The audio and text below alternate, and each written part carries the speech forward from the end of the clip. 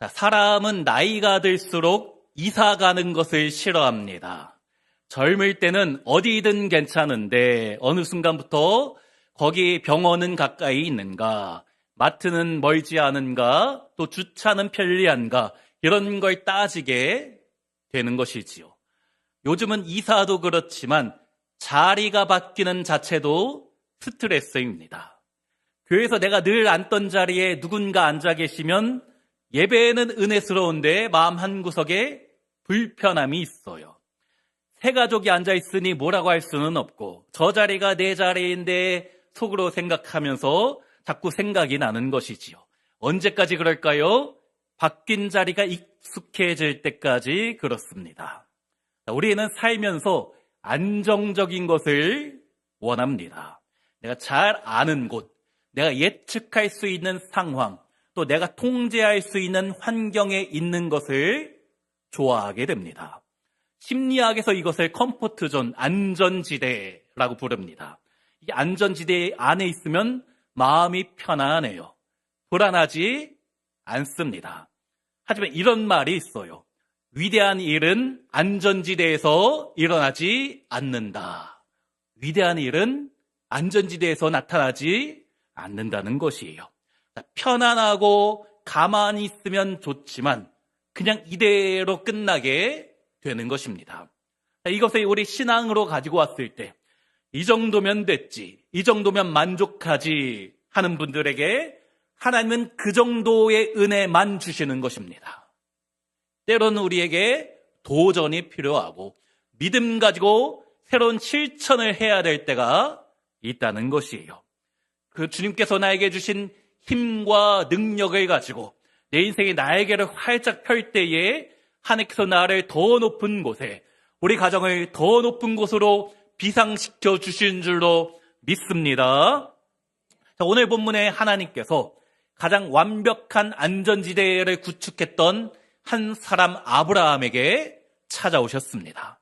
그곳을 떠나라 말씀하고 계시는 거예요. 이번 주간 우리가 창세기 말씀을 살펴보았는데 창세기는 시작의 책입니다. 성경에서 가장 먼저 나오는 말씀이기도 하고 이 세상이 시작되고 인간의 역사가 시작되고 또 죄와 구원이 시작되는 것이 창세기입니다. 또한 은혜와 축복이 시작되기도 하였지요. 자, 올해 2026년이 이제 한 달이 다 지나가고 있습니다. 우리 성도님들 이 한 해 어떠한 시작을 하고 싶으십니까? 아담과 같이 죄의 시작을 하시겠습니까? 아니면 오늘 본문의 주인공 아브라함처럼 믿음의 시작, 새로운 축복이 시작되고 싶으십니까? 그 선택은 나에게 달려있는 것입니다. 내가 어떻게 하는가? 하나님의 은혜와 축복이 사랑하는 우리 성도님들 삶 가운데 시작되시기를 간절히 소원합니다. 나에게 달려있는 것이에요. 창세기 말씀인데 창세기 오늘 본문이 12장인데 창세기를 크게 둘로 나눌 수가 있어요. 1장부터 11장까지 4개의 큰 사건이 나오고 12장부터 50장까지는 4명의 중요한 인물이 나옵니다. 4개의 큰 사건은 창조와 타락, 선악과 그리고 홍수와 바벨탑 사건이 나와요. 하나님이 이 세상을 창조하셨지요. 말씀으로 창조하셨습니다. 그리고 나서 인간을 창조하시고 가장 먼저 하신 말씀이 무엇인가? 1장 27절과 28절에 하나님이 자기 형상 곧 하나님의 형상대로 사람을 창조하시되 남자와 여자를 창조하시고 하나님이 그들에게 복을 주시며, 인간을 창조하신 목적은 복주기 위함입니다. 그런데 인간이 자꾸 죄를 짓는 것이에요. 선악과도 그렇고 홍수 사건도 그렇고 바벨탑도 마찬가지, 모두 죄 짓는 이야기입니다. 그러자 하나님이 방법을 바꾸셨어요. 모든 민족에게 복을 주기 원하시는 그 목적은 변함이 없는데 모든 인간이 하나님 말씀에 불순종하여 죄를 지어 타락하자, 복을 받을 수 없게 되자 이제 샘플을 보여주시는 것입니다. 우리가 대형마트에 가서 시식을 하잖아요. 조금 먹어보고 맛이 괜찮네 하면 그것을 사게 되는 것이지요. 마찬가지로 하나님 말씀에 순종하면 엄청난 복을 받는다. 그것을 보여주는 샘플이 창세기 12장부터 시작되는 아브라함과 이삭과 야곱 그리고 요셉의 이야기입니다. 저 사람들이 저렇게 하나님을 잘 믿었더니 놀라운 축복을 받는구나. 그것을 보여주는 표지판이 되는 것이에요. 저는 우리 사랑하는 빛과 소원교회 모든 성도님들 이런 믿음의 샘플이 되기를 간절히 소원합니다. 우리 가족에게, 동네 이웃에게, 내 친구에게, 직장 동료에게 내가 예수 믿고 얼마나 행복한지, 내가 예수 믿고 얼마나 축복을 많이 받았는지 모든 사람들에게 보여줄 수 있는 성도님들 되시기를 간절히 부탁드립니다.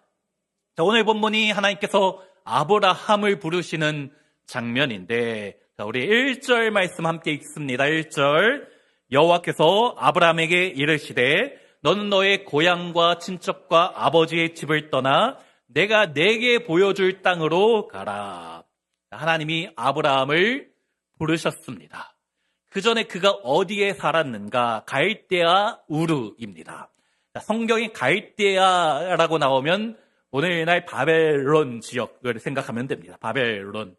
이곳이 어디인가? 세계 4대 문명이 시작된 곳이에요. 방금 전에 나왔던 지도도 있는데 인간이 처음으로 농사를 짓고 도시를 세운 곳이 이 네 곳인데 이 네 지역 중에서도 메소포타미아가 가장 먼저입니다.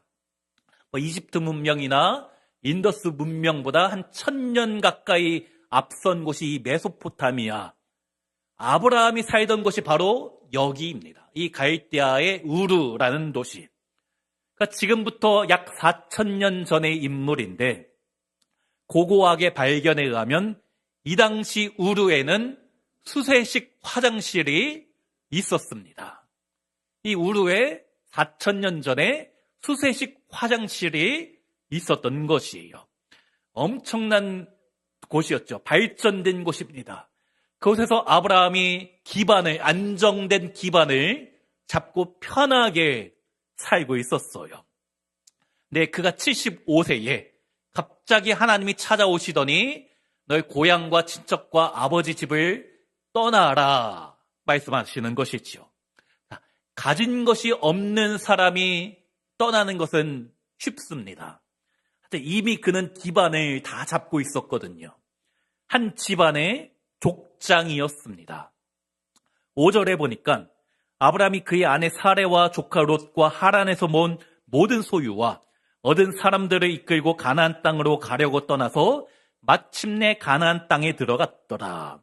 아무것도 없는 젊은이가 아니고 소유도 많고 거느리는 사람도 많았던 안전지대에 있던 사람인데 하나님께서 갑자기 떠나라 라신 것이지요. 고향이 무엇입니까? 내가 발붙이고 살아가고 있는 익숙한 곳입니다. 친척은 무엇입니까? 나를 보호해주는 사회적 울타리예요. 아버지 집은 나의 경제적인 기반이 되지요. 나의 재산 상속권과 노후를 보장하는 곳입니다. 이 세 가지는 아브라함의 과거이자 나의 미래, 내일을 책임지는 안전망인데 하나님께서 그곳을 떠나라. 모든 안전장치를 끊고 나를 따르라. 말씀하고 계시는 거예요. 단순히 이사 가는 것이 아닙니다. 지금까지 내가 의지했던 모든 것을 버리고 주님만 믿고 따르라. 쉽지 않은 말씀이에요. 그런데 어디로 가라 하시는가? 1절 끝에 내가 내게 보여줄 땅으로 가라. 보여준 땅이 아닙니다. 보여줄 땅입니다. 하나님 목적지를 알려주지 않으셨어요. 만약에 저기 인천시 계양구 살라리로 이로 가라 하면 알려주시면 내비게이션에 그렇게 찍고 오면 어디로 옵니까? 빛과 소금 교회로 오는 거예요. 얼마든지 갈 수 있는데 목적지가 명확하지 않아요. 보여줄 땅인데 어딘지도 모르는 알 수 없는 곳으로 그저 가라. 모험입니다. 하지만 이것이 축복의 방법이기도 해요. 서두에 이야기했던 안전지대에 있으면 위대한 일이 일어나지 않는 것입니다. 우리는 종종 하나님 제 10년 후를 알려주시면, 아니 1년 후를 알려주시면 제가 순종하겠습니다. 하지만 그러나 주님은 네가 한 걸음 떼면 그 다음 걸음을 내가 알려주겠다 하시는 것이지요. 오늘 본문 창세기 12장 1절부터 3절과 4절 사이에 얼마나 많은 갈등이 있었을까 충분히 예측됩니다. 근데 저는 아브라함보다 그의 아내 사라가 더 대단한 것 같아요. 어느 날 남편이 퇴근하고 와서 아내에게 말하기를, 진지하게 말하면서 여보 짐 싸, 우리 이사 가야 돼. 그러면 아내가 어디로 가나요? 뭐 강남으로 가나요? 아니면 신도시로 가나요? 아브라함이 모르겠는데 그러는 거예요. 그럼 언제 도착하는데요? 그것도 모르는데 가면 집은 있나요? 가봐야 알아. 그렇게 말하면 여러분이 사라라면 어떻게 하시겠습니까? 등짝 스매싱을 날린다라고 하죠. 한 대 때리면서 정신 차리라고. 당신 가장인데 뭔 생각하고 있냐 말하잖아요. 이런 아브라함의 믿음은 사실 우리 가정의 평화를 깨트릴 수 있는 모험입니다. 절대 쉽지 않은 하나님의 부르심에 순종한 것이에요. 그래서 그의 별명이 무엇이 되었는가? 믿음의 조상입니다. 사실 그가 처음부터 믿음이 있던 사람이 아니지요. 여호수아 24장 2절에 보니까 옛적에 너희의 조상들 곧 아브라함의 아버지 나홀의 아버지 데라가 강 저쪽에 거주하여 다른 신들을 섬겼으나 집안 대대로 우상 숭배하던 집안입니다. 유대인의 탈무드에 의하면 이 집안에 달의 우상을 조각하여 그것을 팔아서 먹고 살았다. 우상을 조각하여 많은 재산을 불렸다라고 합니다. 하나님을 처음부터 찾던 사람이 아니고 처음부터 믿음이 있던 사람도 아니에요. 주님이 먼저 그를 찾아와서 불러주시고 그의 믿음을 조금씩 키워주신 것이지요. 창세기 12장 뒷부분을 보면 그가 타락하는 장면이 나오고 믿음의 길에서 실패하는 장면이 반복되어 나옵니다. 그 뒤로도 계속 넘어지고 무너지는데 그때마다 하나님께서 다시 일으켜주시고 다시 믿음 심어주시고 할 수 있다고 계속 이 길을 걸어가자라고 하면서 믿음이 성장해가는 것입니다. 이것이 은혜이지요. 우리가 하나님을 먼저 선택한 것이 아니고 주님이 나를 먼저 불러주셔서 하나님 자녀 삼아주시고 천국 백성 삼아주시고 믿음 주시고 점점 축복을 주신 줄로 믿습니다. 저 이 사실이 얼마나 감사한지 모르겠어요. 하나님이 만약에 대단한 사람만 부르셨다라면 저는 이 자리에 없었을 것입니다. 잘생기거나 돈이 많거나 머리가 빼어난 사람만 좋아하셨다. 저는 이 자리에 없었을 것이고 여기 계신 성도님들 중에 몇 분이나 가능했었을지. 회사가 직원을 뽑을 때도 마찬가지잖아요. 자격을 따집니다. 그래서 우리가 좋은 대학 가려고 하고 자격증도 따려고 하지 않습니까? 주님은 그런 대단한 사람을 부르시는 것이 아니고 우리처럼 부족하고 연약한 자를 찾으셔서 대단한 인물로 점점 만들어 가시는 것입니다. 사실 아브라함은 집안도 좋지 않았어요. 처음부터는. 창세기 10장 22절 보면 셈의 아들은 엘람과 아수르와 아르박삿과 룻과 아람이요.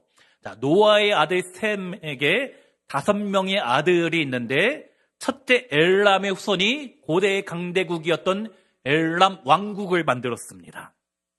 둘째 아수르는 고대의 근동의 패권을 다스렸던 아수르 제국을 이룩하였어요. 넷째 룻에게서 리디아 제국이 만들어집니다. 세계 최초의 화폐를 만든 곳이 이 리디아 왕국. 다섯째 아람에게서는 아람 왕국이 세워집니다. 셋째 아르박삿은 나라를 세운 것이 없어요. 그래서 신명기 26장에 보면 내 조상은 방랑하는 아람 사람으로서 애굽에 내려가 거기에서 소수로 거류하였더니 거기에서 크고 강하고 번성한 민족이 되었는데, 자, 아브라함의 집안이 원래는 방랑하던 아람 땅에 기생하며 살던 떠돌이 신세였다. 그런 하나님이 그 집안의 아브라함을 부르신 것입니다. 다른 형제보다 부족하고 무능력하지만 게다가 이방신을 섬기던 집안이었지만 하나님이 그를 삼아주셔서 자녀 삼아주시고 놀라운 일을 시작하시는 것이에요. 그 하나님이 나의 하나님 된다면 지금 나의 상황, 지금 나의 형편 어떠하든 괜찮습니다.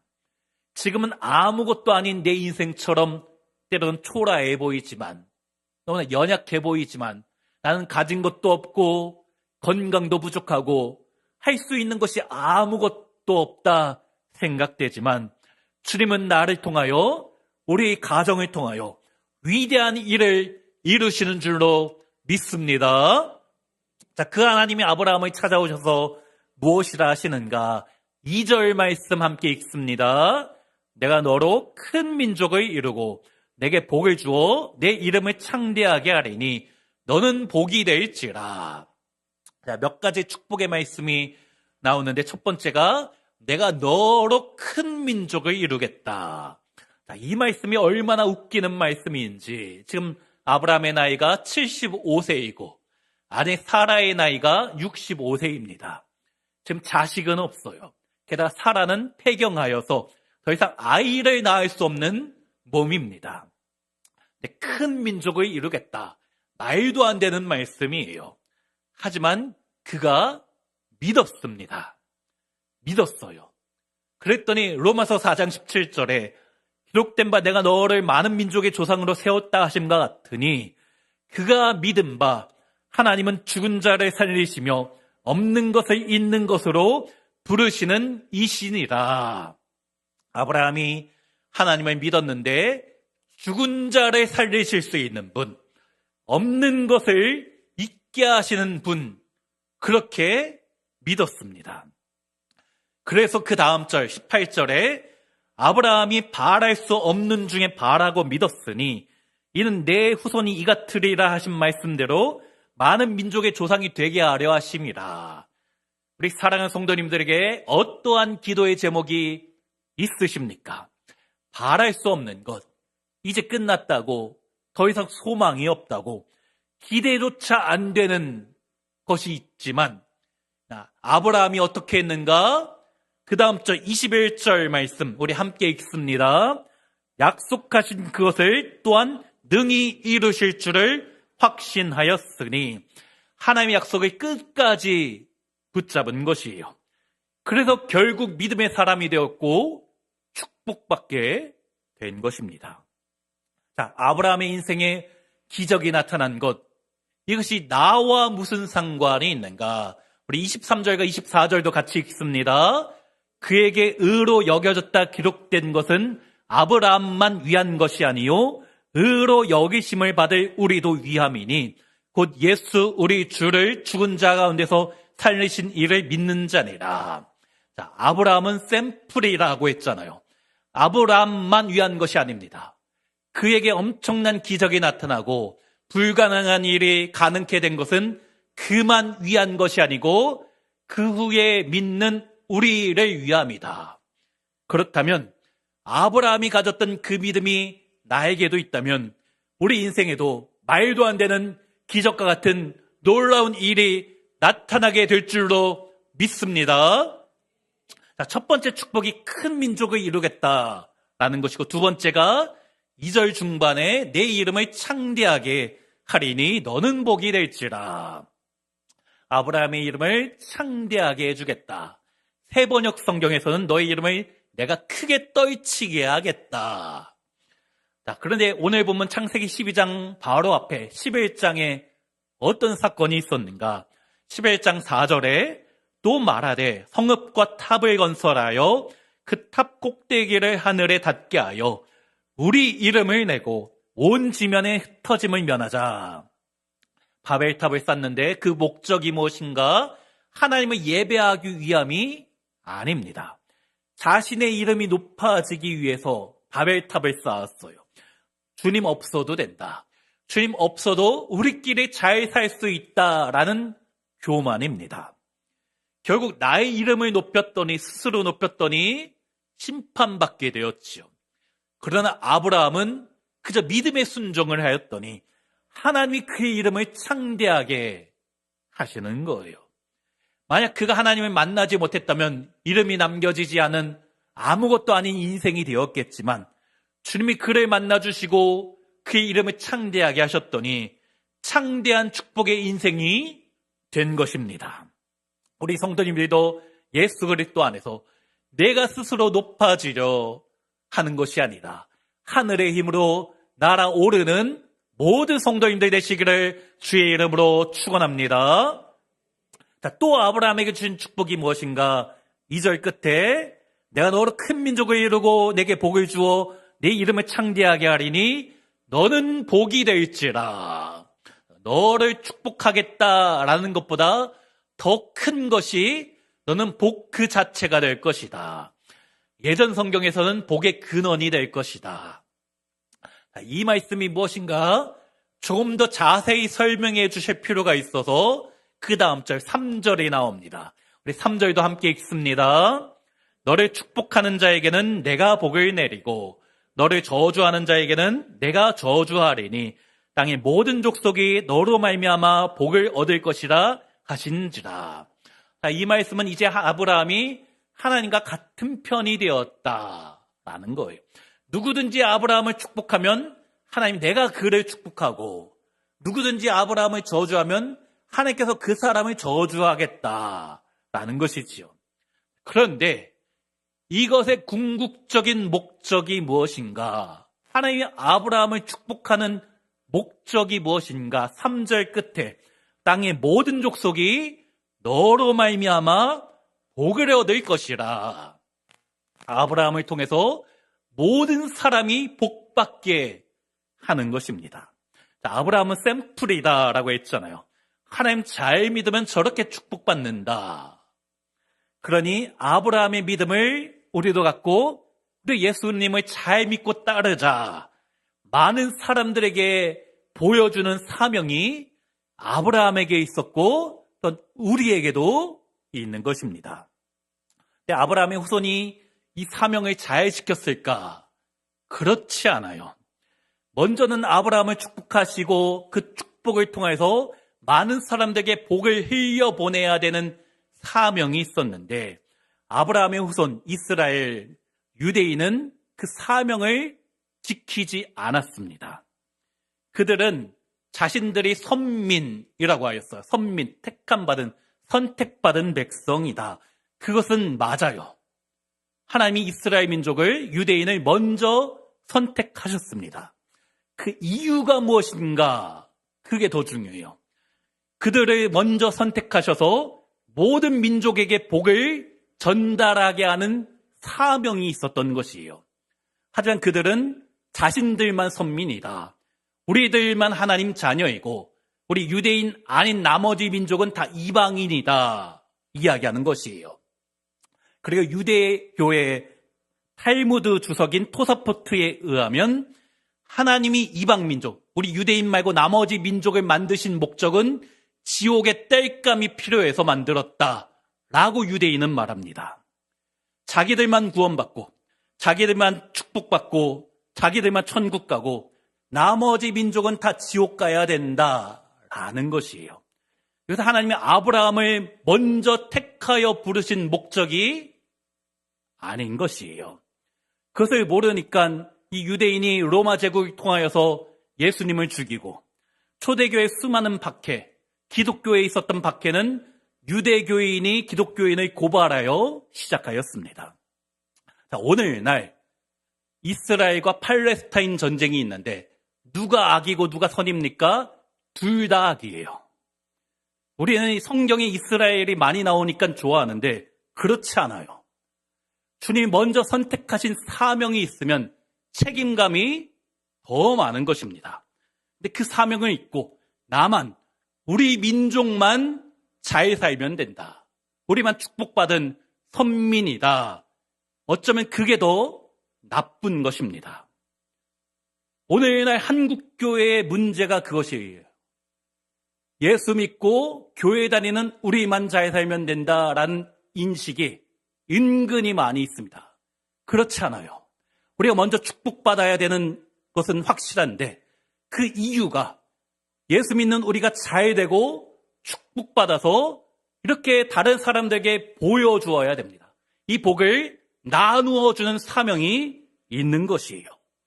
사랑하는 우리 빛과 소원교회 성도님들, 많은 은혜와 축복 가운데 살아가시기를 간절히 소원합니다. 그런데 내가 복받아야 되는 이유는 명확해요. 내가 먼저 복받고 그 복을 누군가에게 흘려보내야 하는 것이에요. 고인물은 썩습니다. 이것을 나만 간직하면 반드시 타락하고 부패하는 것이에요. 그치, 변질된 유대교이고, 원래 유대교가 그렇지 않은데 오늘날 기독교의 한국교회의 상당수가 변질되어 있다는 것이에요. 흘려보내지 않으면 우리가 이렇게 된다라는 것이지요. 이스라엘 지도가 있는데 보면 저 맨 위에 헬몬산이 있습니다. 우리나라 백두산보다 높은 산이어서 이 헬몬산 꼭대기에는 1년 내내 눈이 있습니다. 거기서 녹은 물이 저 바다로 내려와서 갈릴리 호수로 내려오고 요단강을 거쳐 사해까지 이어지지요. 갈릴리는 헬몬산에서 내려온 물을 받아서 요단강을 통해서 흘려보냅니다. 그래서 생명이 넘쳐나요. 물고기가 많이 있습니다. 베드로가 여기서 어부로 먹고 살았잖아요. 하지만 요단강을 거쳐서 사해까지 내려온 물이 있는데 이 사해는 물을 받기만 하고 다른 데로 흘려보내지 않습니다. 그래서 죽은 바다 사해가 되는 것이에요. 여기는 물고기가 없습니다. 죽은 바다, 살 수가 없는 곳이지요. 무슨 이야기입니까? 하나님은 우리를 이 시대에 아브라함으로 부르셨습니다. 먼저는 우리가 축복받아야 돼요. 많은 복을 누려야 됩니다. 우리 성도님들 더 많은 은혜, 물질의 복도 받으시고 건강의 복도 받으시고 자녀의 복도 받으시기를 간절히 소원합니다. 근데 그게 목적은 아니에요. 그것은 시작입니다. 내가 복받고 나만 복받는 것이 아니라 예수 믿는 나를 통해서 우리 가정이 잘 되고 예수 믿는 나를 통해서 우리 직장이 잘 되고 나 때문에 내 친구가 예수 믿게 되고 나 때문에 절망하던 누군가가 그리스도 안에 희망을 품게 해야 되는 사명이 있는 것이에요. 이 사명을 놓치면 변질됩니다. 타락하게 됩니다. 잘못되는 것이에요. 그것이 너는 복이 될지라 라는 하나님이 아브라함에게 주신 말씀이고 또 우리에게 주신 말씀이지요. 오늘 본문의 아브라함은 안전지대를 포기하였습니다. 주님의 말씀에 순종하여 어딘지도 모르는 곳에 믿음의 발걸음을 시작하였지요. 때로는 후회도 했을 것이고 때로는 아픔도 있었고 갈등도 있었을 것입니다. 그러나 후회는 되었지만 이 부르심을 따라 믿음의 길을 걸어갔더니 결국 복 있는 사람이 되었고 오늘날 유대교, 기독교, 이슬람 다 아브라함의 후손들이잖아요. 저는 사랑하는 우리 성도님들이 이렇게 아브라함처럼 믿음의 순종, 믿음의 결단을 하여 엄청난 전무후무한 복을 받으시기를 간절히 부탁드립니다. 때로는 쉽지 않아요. 이 믿음의 길을 걷는 것이 어려울 때도 많이 있습니다. 하지만 후회로 끝나는 길이 아님을 믿고 따라가시는 성도님들 되시기를 부탁드립니다. 그리고 내가 먼저 복받고 내가 먼저 은혜를 누리고 내가 예수 안에 있는 행복이 무엇인지 참된 기쁨이 무엇인지를 누리고 그리고 나를 통하여 많은 사람들에게 복을 흘려보낼 수 있는 나처럼 축복받게 할 수 있는 모든 성도님들이 되시기를 주의 이름으로 축원합니다. 하나님은 아브라함 같은 나를 부르셔서 그런 놀라운 일을 행하실 것을 믿고 그 믿음의 길을 함께 걸어갈 수 있는 우리 빛과 소원교회 모든 성도님들이 되시기를 주의 이름으로 축원합니다.